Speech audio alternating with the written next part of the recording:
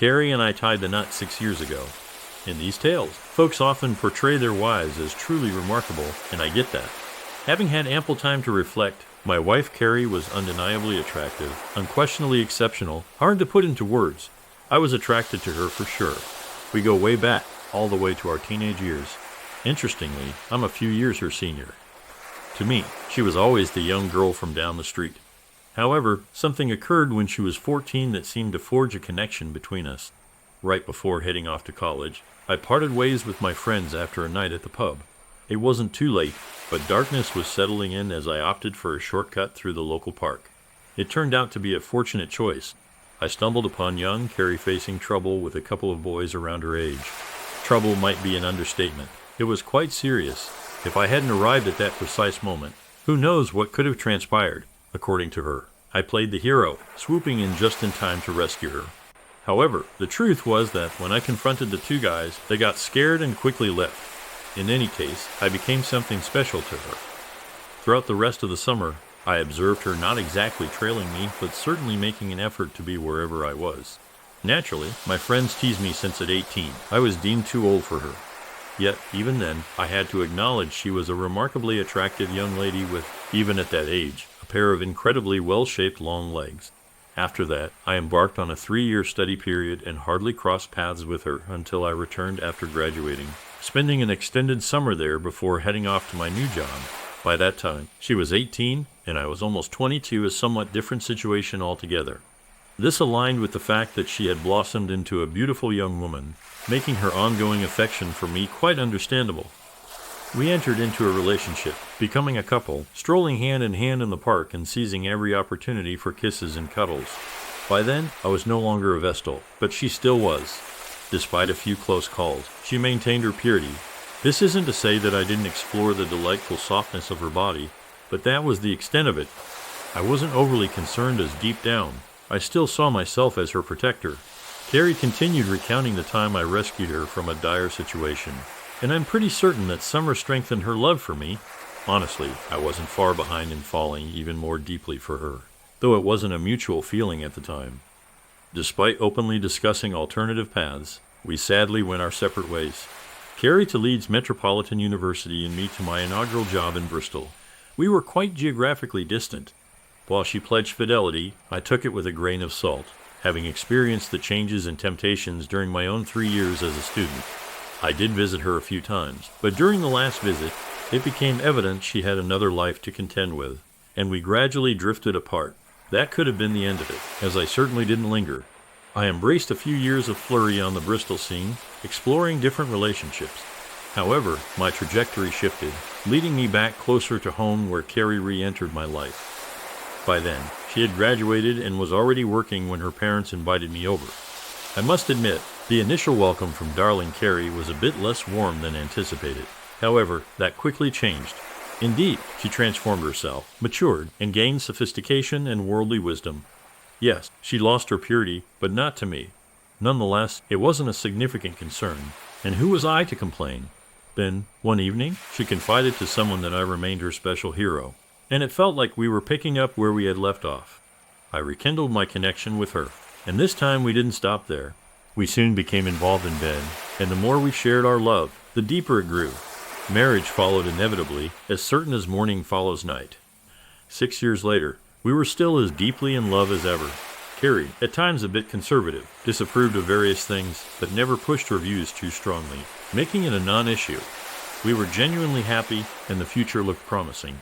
My problem arose when my company decided to promote me a situation I had no issue with except that it meant relocating to the vibrant city of Leeds, where my loving wife had spent her university years.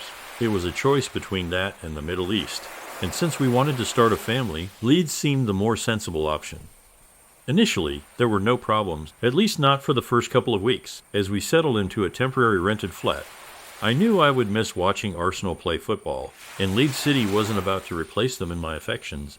After all, Billy Bremner and crew had long since retired, but overall, Leeds didn't seem like a bad place to be. For those unfamiliar, it's a lively city with a bustling nightlife. Then, one evening, she suggested we take a tour of the city and visit some places she used to frequent as a student. We had drinks in a few student pubs, But even Carrie felt somewhat out of place after 8 years since her Leeds Met graduation. We dined at a restaurant where she once worked, but she found no familiar faces, and the decor had changed. It was evident she felt a bit let down by the evening. It lacked the magic she had hoped for. It's strange how a place's transformation since your last visit can be so disappointing. The whole evening seemed destined for a poor ending. Finally, she declared that there was a little pub on the edge of town where she worked during her final year. It wasn't a student pub, so maybe some locals would still be around. It was still early evening as we walked hand in hand through the city center, resembling two lovers. We left the car behind until she led me down a couple of back alleys, and the nature of the buildings began to change from bright city lights to shabby backstreet houses and crumbling workshops. I felt doubtful and asked Carrie if it was like this when she was here. She laughed, assuring me it hadn't changed. She had lived nearby in a cheap flat shared with 3 other girls, one of whom worked at the same pub for some time. She pointed around the corner, and her joy was evident, making me grin. There in front of us was a dingy-looking pub I wouldn't have entered on my own, but with Carrie it was different. Not that she dressed provocatively. That wasn't her style. Carrie epitomized elegance, from her neatly cut dark hair to her smart suits and formal high heels. That evening was an exception with her in a slightly daring short skirt. I joked that maybe it was to recall her student days, but on second thought, perhaps she had some inkling of how the evening would unfold. Maybe not, though. No, I think if she had known, then she wouldn't have left our flat. The pub was called the Rose and Crown, with 2 typical big period etched multicolored windows to the front that undoubtedly looked splendid in their time. I questioned hesitantly if she was sure this was it. She assured me that it wasn't so bad once you get inside. With that, she gave me a beautiful smile, the one I cherished since I knew her as a young girl, and pushed open the pub door. Little did I know then that I would never feel the same again about that smile. I followed her inside, and she was correct. The interior was old-fashioned but quite tidy, featuring a long dark wooden bar and a charming old mirror behind it. Surprisingly, the windows, which appeared grubby from outside, looked fine from within as the street lamp lights shone through them, casting a warm glow on the bar. Carrie stood there, finely enchanted, recognition evident on her face. She remarked that it hadn't changed a bit. I added that I shouldn't think it had changed much in 50 years, eliciting a giggle from her as she lovingly looked up at me. She pointed and exclaimed about something at the other end of the bar, releasing my hand and sliding across the wooden floor. She greeted the bartender with a, "Hi there, remember me?" The bartender turned around to look at her, appraising the pretty young woman in front of him. A smile broke across his face as he recognized her and exclaimed, "Carrie, is that really you?" Carrie nodded in confirmation, grinning up at the tall, lanky bartender whose name I never did discover. I couldn't help but grin myself, realizing that Carrie had finally found someone who remembered her, and the evening wasn't going to be a total waste after all. He expressed joy and rushed from behind the bar, embracing Carrie tightly and planting a full-on kiss on her lips. The embrace and kiss didn't last long enough for me to feel jealous or anything, but the first uneasy feeling crept coldly through my gut, wiping the grin from my face. They chatted animatedly about things unfamiliar to me, and I waited for an introduction as they discussed people Carrie had known back then. I still waited in vain to be introduced when another man entered the pub. The bartender called out to him, urging him to see who had turned up. He walked right by me, exclaiming, "Carrie," as soon as he spotted her. Again, I had to endure my wife being embraced and kissed by a man I'd never seen before. Once again, I waited in vain to be introduced. The second man informed her that Carl would be there any moment, and to my surprise, she blushed. He noted her reaction, saying he thought that would get to her. Carrie responded, "Really? Carl still comes?" The man assured her that Carl would really be there soon. I wondered who Carl was. Carrie had never mentioned a Carl before, which was perfectly reasonable, but I didn't like where the evening was headed, and I didn't appreciate being ignored. I remained standing there on my own, feeling like a bystander. I cleared my throat in an attempt to catch her attention, and when that failed, I coughed loudly. The bartender glanced at me, but Carrie continued to ignore me, engrossed in conversation with the other man. The bartender apologized, saying he would be with me in a minute. Unsure of what to do, I could have grabbed her arm or something, but she was so engrossed in reconnecting with old friends that I chose to bide my time. I walked up to the bar just behind them and leaned on the counter. The bartender finally tore himself away from my wife and asked, "Yes, mate, what can I get you?" I told him I'd like a pint of the best and whatever the lady wanted. The barman's smile vanished as I spoke. He snapped at me, seemingly oblivious to the fact that I was her husband or that she was even with me, saying he didn't think this young lady accepts drinks from just anyone. I retorted, my temper starting to rise, that I believed she would have a drink with me. The barman began to say, "Now look here, buddy, you can't come in here." However, that's as far as he got as Carrie finally turned around. The raised voices finally caught her attention, and she intervened. She casually informed the other two that it was okay, and he was with her, hardly bothering to glance over at me. The barman fell silent, but continued to scowl at me as he poured my beer. He demanded pound 220, pushing the glass across the counter toward me. I asked about the lady's drink, and the bartender brusquely informed me that it was on the house. He promptly asked her what she wanted and poured it without acknowledging me. I stood there sipping my pint, puzzled about what was happening. My wife was engrossed in conversation with the others, laughing and giggling as they shared old stories and updates since she had left. Carl's name came up multiple times, and a concerning smile appeared on Carrie's face each time. She continued to completely ignore me, and I was becoming quite upset by her strange behavior.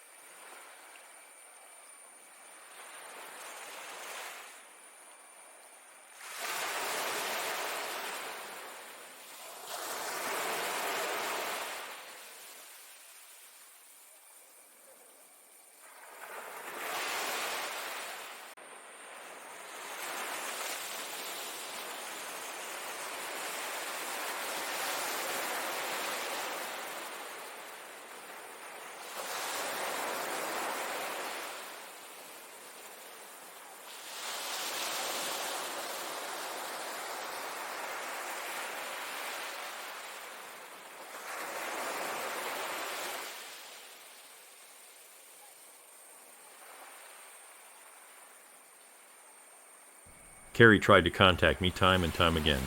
I never met up with her again, but I did eventually accept one of her calls after she got more and more desperate. She told me she still loved me and all the usual rubbish. I think she really did as well, and obviously was broken-hearted that I wouldn't entertain taking her back. I refused to even discuss it, and she acted a little frightened of me after I had dealt with our problem as firmly as I had. When I questioned Carrie about her past involvement with Carl and her job at the pub during her student days, she was straightforward with me. I demanded an explanation, asking how she transitioned from working behind the bar to the events that transpired the other night.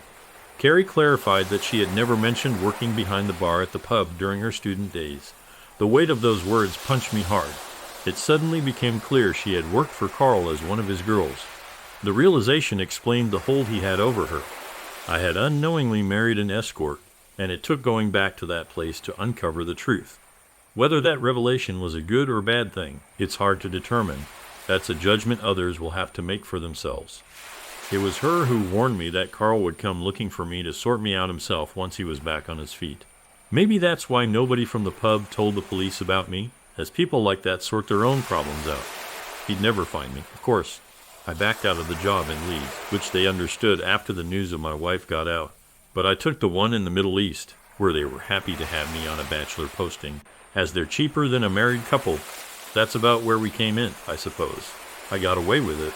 To my surprise, I actually got away with it, and they put it all down to a gangland shooting. I suppose you might be wondering what then happened to me. Okay, well, that's natural. As you might imagine, I gave up clay pigeon shooting and sold my rifle and then took up golf instead. Got quite good at it as well, and eventually got my handicap down to 6. I went out with quite a few different women, but only discovered just how good my wife Carrie had really been in bed.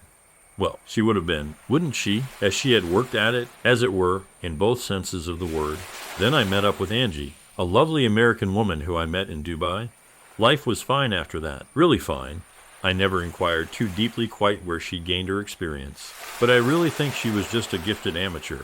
I hope so. Anyway, we have never married. She didn't want to, and strictly speaking, I was still married and still haven't bothered to get divorced. I came back to the UK occasionally, but always steered clear of Leeds until at last. I couldn't resist it. One Thursday in June found me slowly driving past the Rose and Crown, hoping that nobody would recognize me after all that time. The fine decorated windows had been replaced by some modern double-glazed units. Pity, really, I'd rather like them. I sat there in my car for a while, and at last, to my surprise, a guy in a wheelchair turned up. He was a big chap and tough-looking, but fatter than I'd remembered. Carl. But of course, I'd only seen him a few short times, and that had been 4 or 5 years previously. What clinched it was the big man pushing him, the one with a really bad limp. That could only have been Ted. Then several women poured out of the pub to see Carl, reporting to him, maybe that being easier, no doubt, than getting him up the 3 steep steps into the bar. They all looked rough, just like the last time I'd been there, except one of them. That is, one of them looked that little bit different. Pretty, slender, beautiful long legs. Well, yes, it could have been her, though she looked much, much older. She still kept her hair short and was still quite smartly dressed. Her eyes had a worn-out look about them, though, and the smile that I had once loved was nowhere to be seen. She didn't look very happy at all, but I didn't hang around to make sure. She was, as she'd said, not 14 anymore and could look after herself. Strange how things turn out, isn't it? If only that bloody restaurant hadn't redecorated their dining room, then maybe she would be at home right now with our children, the ones we'd never known have. I wouldn't have been any the wiser, and maybe we would have lived happily ever after. Well, folks, that's all for today. I hope you enjoyed the content as much as I enjoyed making it. If you haven't already, make sure to hit that subscribe button and give this video a thumbs up. Drop a comment below with your thoughts and tell me your stories. I'd love to hear them. Cheers, and see you in the next one.